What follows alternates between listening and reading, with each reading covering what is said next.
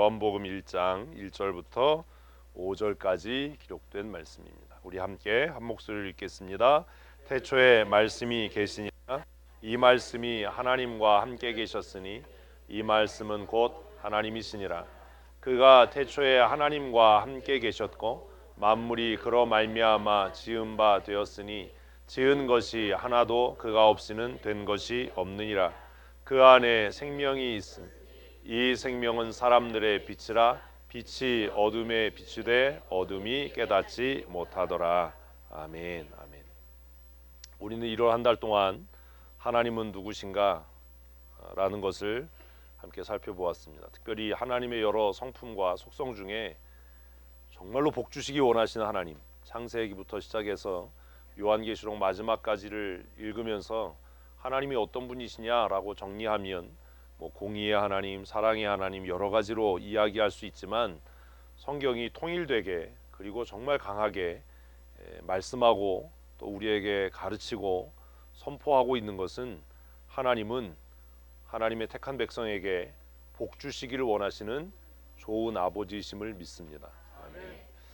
선지서를 읽어보면 하나님의 그 공의의 심판들이 굉장히 강하게 선포되는데 그 공의의 심판, 하나님의 진노를 선포하면서 잊을만 하면 간간히 나오는 게 뭐냐 하면 내가 너희를 이렇게 이방에 포로되게 하고 또 압제를 당하게 하고 기근과 또 피비린 나는 전쟁으로 너희를 치는 목적은 너희가 회개하고 돌아와서 내 백성으로 회복되고 복받기를 원한다라고 하는 하나님의 진심이 담겨져 있는 것을 발견하게 됩니다. 이제 2월 한 달 동안은 그 복 주시기 원하시는 하나님, 그리고 이미 그 하나님의 예정과 선택 가운데 복받기로 작정된 우리가 하나님의 백성 되는 그 유일한 길과 방법인 예수 그리스도.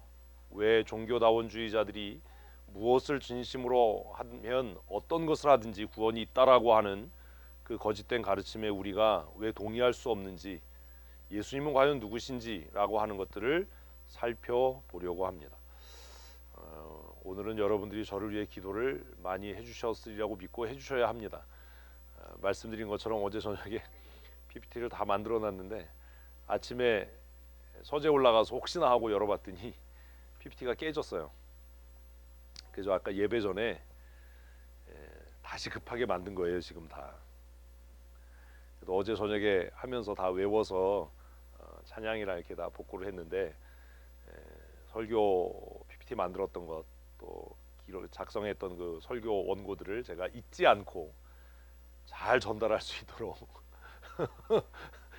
기도하시면서 집중해서 우리 함께 말씀을 살펴보았으면 좋겠습니다. 성경의 첫 번째 책은 크게 대답하셔야 돼요. 오늘은 창세기입니다. 창세기 말 그대로 세상이 창조된 기록, 세상이 어떻게 만들어졌는가라고 하는 것을 기록하고 있는 것이 성경의 첫 책입니다. 그래서 반기독교 사상, 하나님을 대적하는 사람들은 아주 교묘하게 교회 안에 들어와서 무엇을 이야기하냐 하면 진화론을 가르쳐요.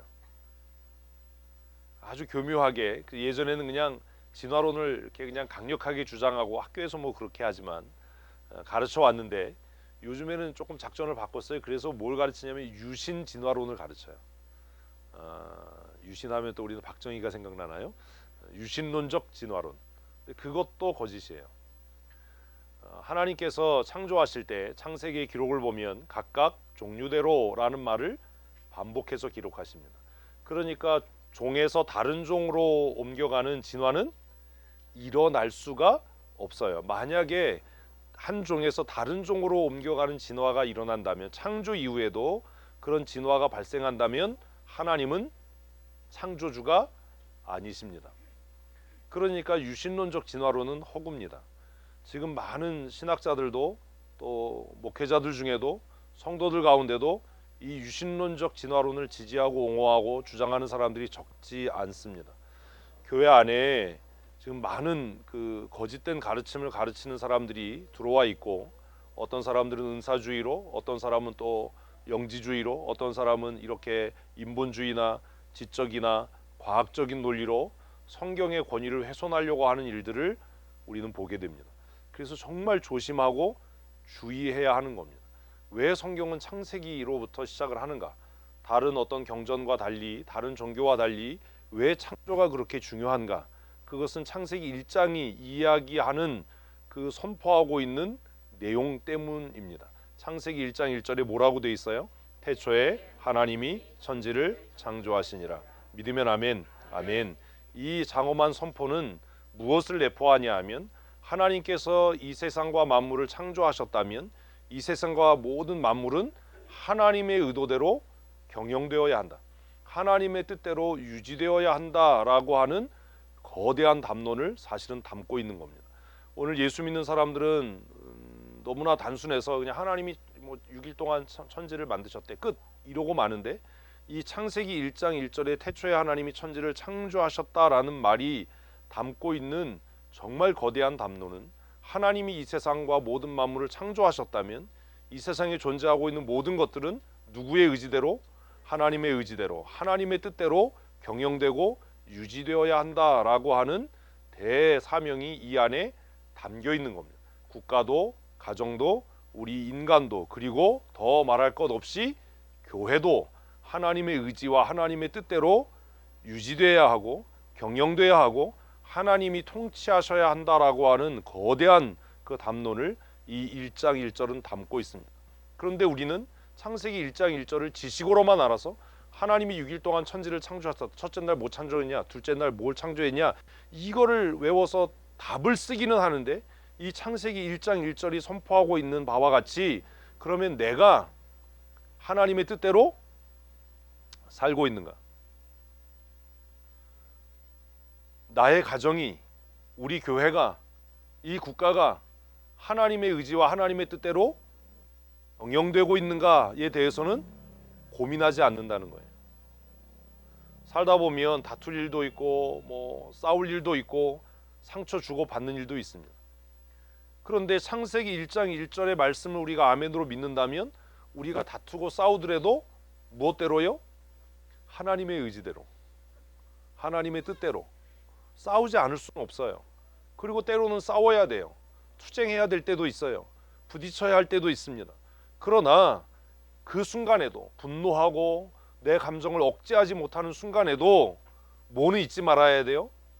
하나님의 통치를 벗어나면 안 된다라고 하는 원칙을 우리는 잊지 말아야 하는 겁니다. 그게 창세기 1장 1절이 우리에게 선언하고 있고 가르치고 있는 겁니다. 그런데 정말로 슬픈 것은 오늘 그리스도의 몸이라고 일컬어지는 교회조차도 하나님의 통치가 미치지 않는다는 거죠.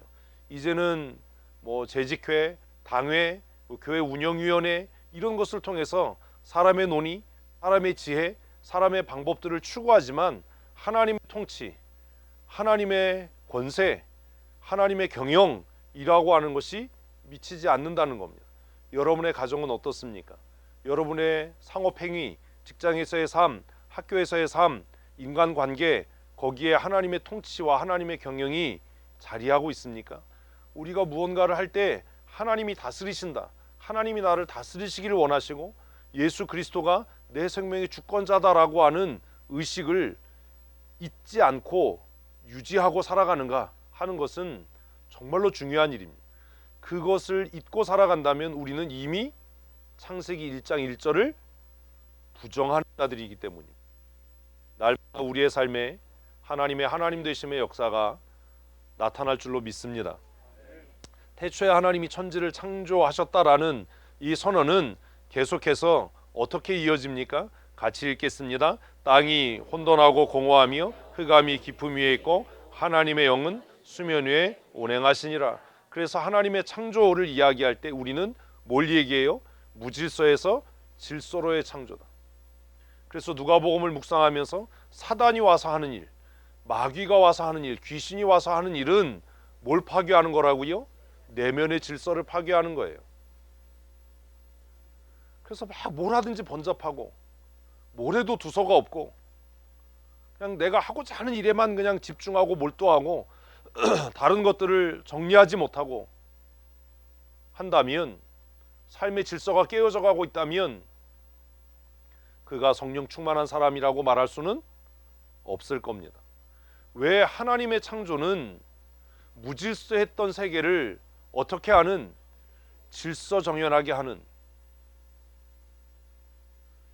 사단은 우리의 삶에 와서 질서를 파괴해요. 그래서 예배를 하는데도 예배에 집중하지 못하게 해요.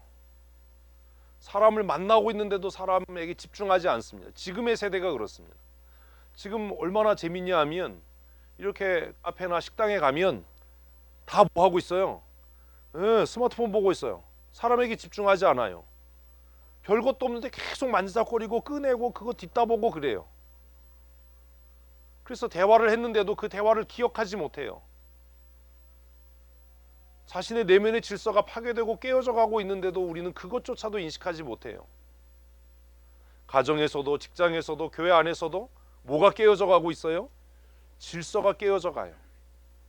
이제는 위아래도 없고 뭐 수평적인 관계도 깨어지고, 그래서 그냥 고집하고 큰 소리 내는 사람이 왕이에요. 하나님이 창조의 질서를 역행하는 겁니다.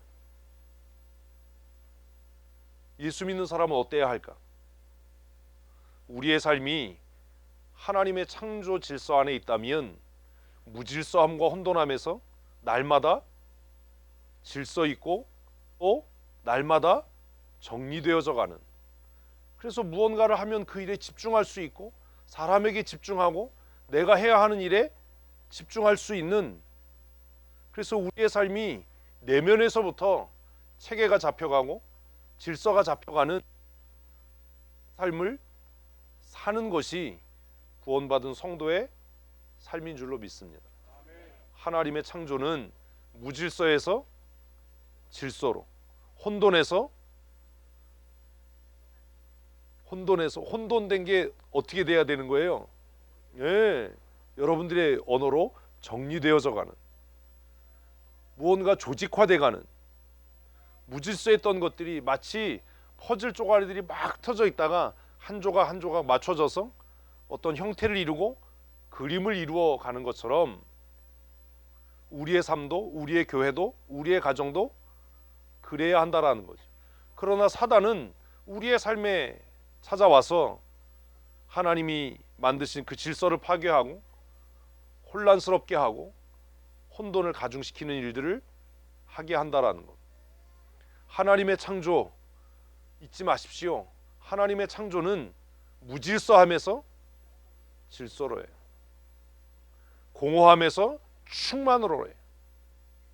모든 것들이 조직되고 모든 것들이 체계를 갖춰가는, 그리고 하나님의 영이 그 가운데 함께 하시는, 그런데 이 창조를 완성하게 하신 것은 하나님의 말씀입니다. 같이 읽겠습니다. 하나님이 이르시되 빛이 있으라 하시니 빛이 있었고, 하나님이 어떻게 해요? 말씀하시니까. 하나님이 이르시되, 어떤 행위가 만들어낸 게 아닙니다. 기독교는 말씀의 종교라고 이야기합니다. 행위의 종교가 아닙니다. 그런데 우리는 여전히 말씀을 묵상하는 일을 등한히 하면서 뭐에 중심을 둬요? 행위에 중심을 둬요. 그래서 다툼이 일어나고 싸움이 일어나고 분쟁이 일어나고 상처받음과 갈등이 생기는 겁니다. 하나님이 뭘 행하지 않으셨어요. 뭐 하셨어요? 말씀하셨어요. 그러니 하나님의 사람이 해야 되는 일은 뭐예요? 듣는 거예요. 듣는 것. 그래서 선지서를 읽어보면 주님 말씀하십시오, 우리가 듣겠습니다. 그런데 오늘 내면의 질서가 깨어진, 영적인 질서가 파괴된 사람의 특징이 뭔지 아세요? 안 들어요. 듣질 않아요. 예배에 나와 있는데도 말씀을 듣질 않아요.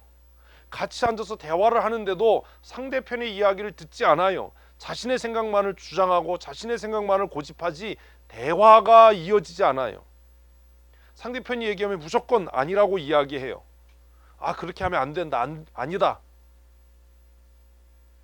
그래서 성경은 우리가 나이 들어가면서 구해야 할 게 뭐라고요? 들을 수 있는 귀예요.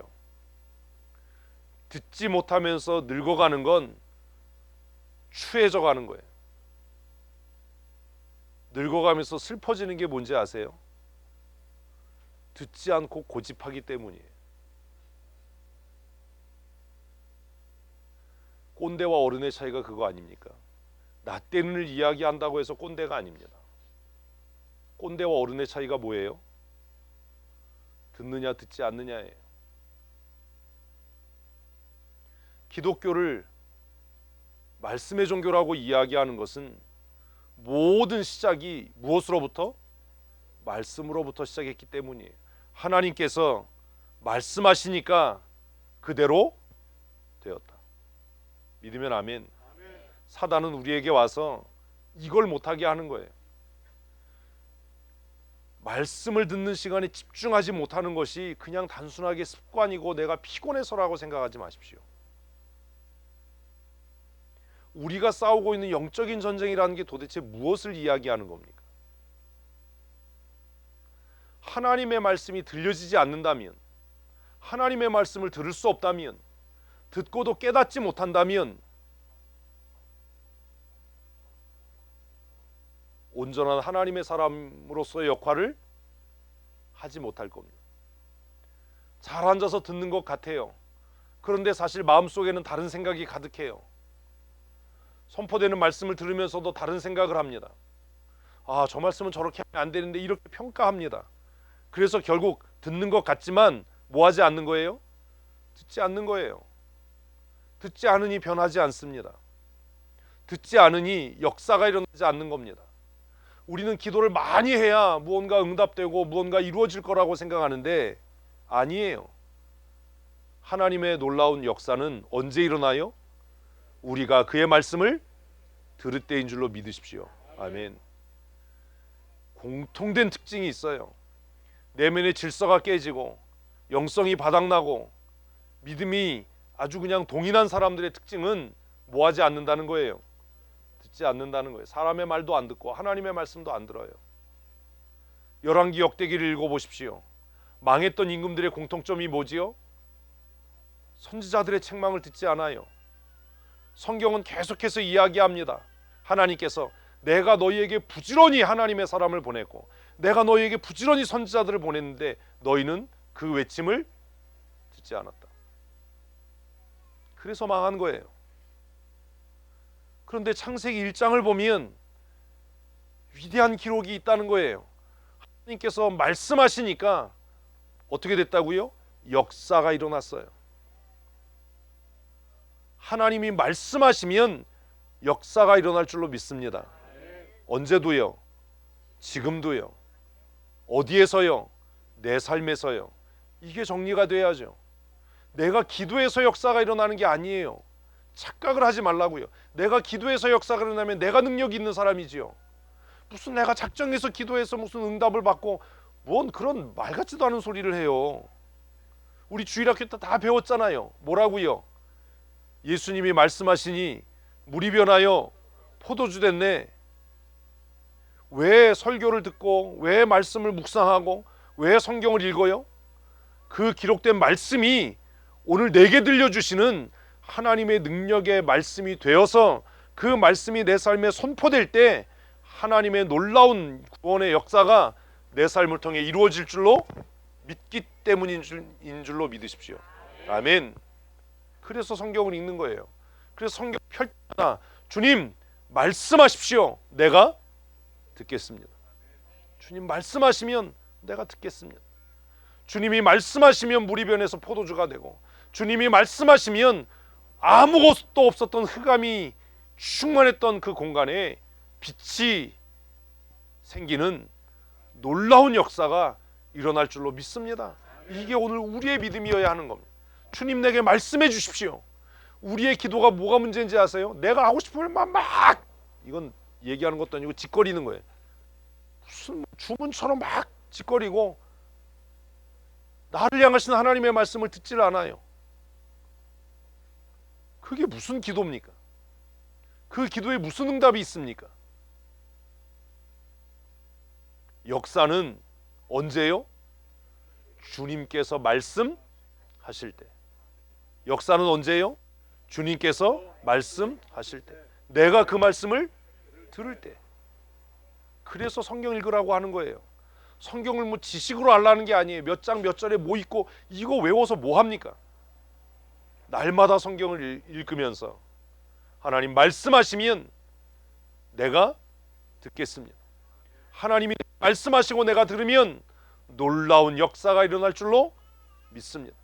내 삶에 치료케 하시고 회복케 하시며 새롭게 하시는 은혜를 주실 줄로 믿습니다. 하나님이 말씀하시면 이루어지는 역사가 일어날 줄로 믿습니다. 얼마나 놀라워요. 하나님이 이르시니 빛이 있으라 말씀하시니 아무것도 없었던 공간에 빛이 생겼다. 그리고 그 결과가 뭐예요? 하나님이 보시기에 좋았더라. 4절이에요. 창세기 1장 4절. 하나님이 보시기에 좋았더라. 내가 원하는 소원을 이루는 게 아닙니다. 내가 뜻하는 것을 이루어가는 게 아닙니다. 하나님이 보시기에 좋았더라.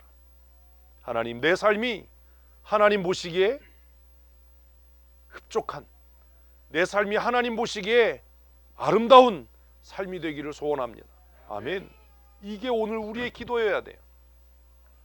흑암이 충만했던 공간에 하나님께서 빛이 있으라 말씀하시고 그 빛이 하나님 보시기에 좋았던 것처럼 아버지 오늘 내게 말씀하시고 내가 그 말씀을 들을 때에 내 삶이 하나님 보시기에 아름다운 삶이 되게 하여 주시옵소서. 아멘. 이게 기도예요. 내가 뭘 원하고 내가 뭘 소원하고 이루어 주실 줄로 믿고, 누가복음을 묵상하면서도 많은 사람들이 예수님께 나와서 뭐라고 이야기합니까? 원하시면 나를 깨끗게 하실 수 있는 줄로 내가 믿습니다. 원하시면, 하나님이 원하시면, 하나님이 말씀하시면 똑같은 말 아닙니까? 그런데 하나님이 이르셨다라는 게 도대체 뭐냐? 그것을 요한복음은 정말 놀랍게 설명하고 있다는 거예요. 요한복음 1장 1절 읽습니다. 태초에 말씀이 계시니라. 이 말씀이 하나님과 함께 계셨으니 이 말씀은 곧 하나님이시니라. 아멘. 말씀. 하나님이 이르시되 빛이 있으라 하심에 빛이 있었고 빛이 하나님 보시기에 좋았더라 라고 하는 창세기 1장 2절 3절 4절의 말씀을 요한복음 1장은 다시 이렇게 정리하는 거예요. 하나님이 말씀하신 그 말씀이 뭐냐? 하나님이 우리와 같은 육체를 가지신 분이 아니고 영이신데 어떻게 하나님이 말씀하실 수 있냐? 라고 묻는 사람들에게 하나님이 말씀하셨다라고 하셨을 때 그 말씀은 우리와 같은 이런 음성이 아니라, 파장이 아니고 파동이 아니라 무엇이었다? 예수 그리스도였다.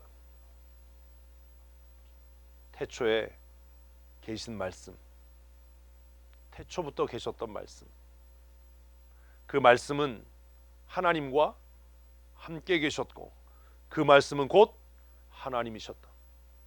요한은 자신의 복음서를 쓰면서 예수 그리스도의 선제를 이렇게 설명합니다. 예수 그리스도가 어느 날 갑자기 이 땅에 오신 게 아니다. 그분이 마리아의 아들이 아니다. 그가 다윗의 후손으로 혈통적으로는 이 땅에 태어났지만 그분은 언제부터? 태초 이전부터 누구와 함께? 하나님 아버지와 함께 계셨던 분이에요. 그리고 그분이 곧 하나님이시다. 이것을 아는 게 왜 이렇게 중요하냐? 누가는 왜 다른 복음서와 달리 그의 복음서의 서문을 이렇게 시작하고 있는가? 우리는 요한복음 1장을 읽으면서 무엇을 깨달아야 하고 무엇을 마음에 간직해야 하는가? 예수 그리스도 그는 누구이시냐라고 물을 때 우리는 뭐라고 답해야 하는가? 대부분의 예수 믿는 사람들은 예수 그리스도가 누구냐라고 얘기하면 메시아입니다, 구세주입니다 라고 이야기합니다. 그러나 예수 그리스도는 구세주이기 전에, 우리를 위한 메시아이기 전에 태초부터 계신 말씀이셨고 태초부터 계신 하나님이셨음을 잊으면 안 됩니다. 아멘. 여러분, 이게 무척 중요합니다. 예수님은 창조 이전부터 계셨던 하나님이시고 그 하나님이신 예수 그리스도께서 태초 이전에 인간의 몸으로 이 땅에 오시기 전에 무엇으로요? 말씀으로 계셨던 분이다. 그 말씀이 무엇인지는 우리는 정확하게 이해하지 못합니다. 우리가 가지고 있는 지식이나 우리가 가지고 있는 과학적인 논리나 우리가 갖고 있는 무엇으로도 말씀으로 존재하신 그리스도를 우리는 이해할 수 없고 설명할 수 없습니다. 말이라고 하는 것은 사실 실체가 아니기 때문이지요. 우리가 하는 말은 인간의 구강구조나 동물의 구강구조를 통해서 형성된 파동에 불과하기 때문입니다. 그래서 그것은 잠시 있다가 사라져버리는 겁니다. 공간으로 흩어져 버리고 실존적으로 존재하지 않는 것입니다. 그래서 예수님이 선지하셨다, 말씀으로 선지하셨다라는 말은 사실 이성적으로나 논리적으로 합리적으로 도저히 이해될 수 없는 말씀이에요. 희망은 있어요. 그 희망이 뭔지 아세요? 정 나는 이걸 알고 싶다, 궁금해서 못 견디겠다, 그러면 제가 알 수 있도록 해드릴게요. 방법은 딱 하나예요. 주께로 가는 것. 바울이 얘기했던 것처럼 지금은 우리가 거울을 보는 것처럼 불분명하게 알지만 우리가 하나님 앞에 서는 그날에 우리가 모든 것을 얼굴과 얼굴을 맞대고 보는 것처럼 확실하게 알 거다. 확실하게 알고 싶으신 분들은 오시면 제가 확실하게 알도록 방법을 가르쳐 드릴 테니까. 그래서 요한복음 1장은 신비해요. 요한복음 1장 1절은 창세기 1장만큼 경이로운 말씀이에요. 놀라운 말씀이에요. 어떻게 요한은 이렇게 그리스도에 대해, 그리스도의 선제에 대해 설명할 수 있었을까? 태초에 말씀이 계셨다. 이 말씀이 하나님과 함께 계셨고 이 말씀이 곧 하나님이시다. 무척 단순한 것 같은 이 1절의 말씀은 굉장히 철학적이고 굉장히 영적일 뿐만 아니라 무척 과학적이기도 합니다. 창세기 1장의 창조를 단번에 해석해내는 정말 뛰어난 선포이고 태초에 하나님이 천지를 창조하셨다라는 말씀만큼 파괴력 있는 말씀이기 때문입니다. 이것을 외우는 게 중요한 것이 아니라 이것을 믿는 것이 중요합니다. 아멘. 태초부터 계셨던 말씀, 하나님과 함께 하셨던 말씀, 그가 무엇을 하셨는가? 2절에 같이 읽습니다. 그가 태초에 하나님과 함께 계셨고 만물이 그로 말미암아 지은 바 되었으니 지은 것이 하나도 그가 없이는 된 것이 없느니라. 아멘. 믿으면 아멘. 아멘. 그러니까 이 세상에 만물을 존재하게 하신 분이 누구예요? 예수 그리스도예요. 아직도 하나님이라고 그러면 안 돼요. 이 세상에 눈에 보이는 것과 눈에 보이지 않는 모든 것을 실존적으로 존재하게 하신 분은 예수 그리스도입니다. 그래서 우리가 제자양육반 할 때 창조에 대해서 하나님은 창조를 계획하셨고 예수 그리스도는 창조를 이루셨다. 그리고 성령은 그 창조를 보존하신다 라고 배웠던 겁니다. 물론 기억은 하나도 안 나겠죠. 제자양육반 하면서 그 시간에 그냥 딴 생각하고 졸고 뭐 그랬으니. 예. 그리고 구원에 있어서 다시 이것을 하나님은 구원을 계획하셨고 예수 그리스도는 구원을 완성하셨고 이루셨고 성령님은 그 구원을 각 사람에게 적용하신다. 이렇게 표를 그려서 수십 번을 얘기를 했어요. 굉장히 중요한 거예요. 근데 어떻게 그런 것들이 정리될 수 있냐? 사실 성경 본문인 거예요.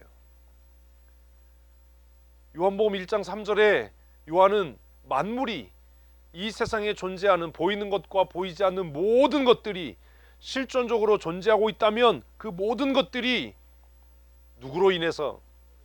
예수 그리스도로 말미암아, 그 말씀이신 하나님이신 예수 그리스도로 말미암아 창조되었다. 그리고 그 이후에 다시 강조하기를 지으신 것이, 하나님이 지으신 것이 하나도 예수님 없이 만들어진 것이 없다. 아멘. 아멘. 그래서 예수 그리스도는 우리의 주권자이시고 통치자이셔야 하는 겁니다. 예수님은 누구신가? 라고 이야기할 때 나의 삶의 유일한 왕이십니다. 나는 그분의 통치 아래 있습니다. 왜냐하면 그분이 나를 지으셨고 그분이 나를 실질적으로 다스리시고 계십니다라고 고백할 수 있어야 하는 겁니다. 사단은 우리로 하여금 혼란스럽게 하고 혼동스럽게 해서 내가 어떻게 지음을 받았는지, 내가 무엇을 위해서 존재하는지, 어떻게 살아가야 할지를 잊고 살게 합니다. 그것은 하나님께서 무질서에서 질서로 창조하신 그 질서를 다시 무질서하게 만드는 것이지요. 하루를 굉장히 번잡하게 삽니다. 일주일을 굉장히 바쁘게 삽니다. 그런데 하루를 끝낼 때쯤 되면 오늘 뭐 했지? 일주일을 끝낼 때쯤 되면 이번 주간에 뭐 했지? 한 게 없는 것 같은 거예요. 그래서 제가 요즘에 매일 하는 일이 있어요. 오후가 되면 하루 있었던 일을 정리해요. 일기는 아니어도 그날에 있었던 일들을, 그날의 생각들을 기록을 해요. 도대체 뭐라고 하루를 보냈는지, 어디에 시간을 썼는지. 내가 시간을 가장 많이 쓴 일이 내 삶에 가장 가치 있는 일이겠죠. 그죠? 뭐라고 하루를 보냈나? 오늘 뭐가 그렇게 바빴나? 무엇을 해야 하는가? 내면의 질서를 잡아가고 내 삶을 규모 있게 살기 위한 내가 힘써야 될 노력 중에 하나라고 생각을 합니다. 여러분도 한번 해보세요. 하루가 끝나는 시간쯤에 오늘은 무엇을 했는지, 나는 지금 어디로 가고 있는지, 내 삶의 실질적인 주권자는 누구인지. 요한복음 1장 3절은 모든 만물을 실존하게 한 분은 예수 그리스도다. 창세기 1장에 하나님이 천지를 창조하셨다라고 선포한 그것을 다시 설명하면서 이 세상의 모든 것을 실존적으로 존재하게 하신 분은 누구시다? 예수 그리스도다. 여러분, 이게 굉장히 중요해요. 예수님께서 이 땅의 모든 것을 지으셨고 이 땅의 모든 것들이 존재하도록 하셨다면 그분이 유일한 생명이시기 때문입니다. 왜 우리가 예수 그리스도를 주로 고백하고 그분만을 메시아로 고백하고 사는가? 요한복음 1장 3절 말씀에 의하면 이 땅에 존재하는 모든 것이 누구로부터? 예수 그리스도로부터 말미암았고 예수 그리스도가 그것을 존재하게 하고 예수 그리스도로 말미암아 지은 바 되었기 때문에 예수 그리스도가 실존적으로 주권자이시고 통치자라는 거예요. 그것을 다시 4절은 뭐라고 이야기합니까? 그 안에 생명이 있었다. 그 안에 생명이 있었다. 자, 그럼 우리의 생명은 어디로부터 온 겁니까? 예수께로부터 온 거예요. 우리 생명은 예수께로부터 온 거예요. 우리의 호흡, 우리의 존재, 이 모든 것이 예수께로부터 온 거라고 요한은 그의 복음서 첫 장에 4절에서 그렇게 선언하는 겁니다. 그 안에 생명이 있었다. 예수 안에 있었던 그 생명이 모든 것을 다 뭐가 되게 했다고요? 생명이 되게 했어요. 무생명이었던 것들, 생명이 없었던 그것들이 어떻게 생명이 되었습니까? 과학은 이야기합니다. 우연이라고요. 그게 무슨 과학이에요? 그냥 뭐 화학물질이 있었는데 어느 날 우주가 거대하게 폭발하면서 고압의 방전 현상이 생기고 그래서 그것들이 전기적인 충격에 의해서 결합돼서 작은 아미노산 결정이 되고 그 무생물로부터 우연하게 생명이 만들어졌다. 그래서 생명이 존재하게 됐다. 그게 과학이에요. 그게 우리가 믿는 진화론이에요. 사람들이 추종하는 진화론이에요. 그런데 요한복음 뭐라고 이야기합니까? 어떻게 생명체가 없었던 그 광활하고 공허한 우주 공간이 충만한 생명으로 가득할 수 있었냐? 그 생명은 어디로부터 왔냐? 우리는 그냥 창세기 1장을 읽으면서 하나님이 말씀으로 모든 걸 지으셨다. 그 무생물로 가득했던 공간이 어떻게 각종 씨 맺는 채소를, 나무를, 각기 다른 모양의 짐승을 만들어낼 수 있었냐? 그 생명은 어디로부터 왔냐? 우리는 너무 믿음이 좋아서 창세기 1장을 읽으면서 그런 생각을 안 한다고요. 생명이 됐네. 여러분, 씨앗이 발아에서 나무로 자라는 것 보면 신기하지 않으세요? 안 신기하시죠?